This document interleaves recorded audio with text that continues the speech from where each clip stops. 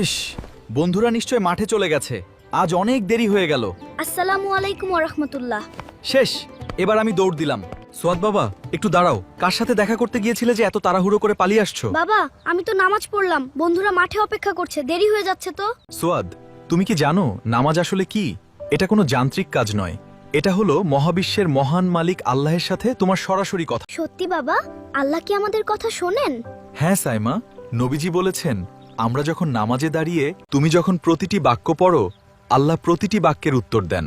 আমি তো জানতাম না বাবা, আমি শুধু ভাবছিলাম কখন শেষ হবে। আমি খুব ভুল করেছি বাবা।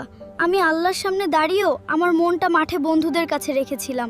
নবীজি বলেছেন, আমরা যখন নামাজে দাঁড়িয়ে আলহামদুলিল্লাহি রাব্বিল আলামিন পড়ি, তখন আল্লাহ আরশ থেকে উত্তর দেন, আমার বান্দা আমার প্রশংসা করলো। আমি দুঃখিত, আমি কি আবার নামাজ পড়ব? অবশ্যই বাবা, চলো আমরা এখন থেকে প্রতিজ্ঞা করি, নামাজ হবে আমাদের দিনের সবথেকে শান্তিময় সময়।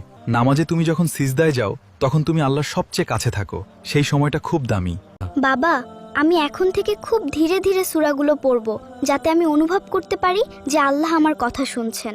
বন্ধুরা, আমরা দুনিয়ার সব কাজের জন্য অনেক সময় দিই, কিন্তু যে আল্লাহ আমাদের সব দিয়েছেন তার জন্য কি কয়েকটা মিনিট শান্ত হয়ে দাঁড়াতে পারি না? মনে রেখো, নামাজই আমাদের জান্নাতের পথ দেখাবে। তাই নামাজ পড়ো এমন ভাবে যেন এটাই তোমার শেষ নামাজ। আসুন নামাজের আলোয় জীবন গড়ি।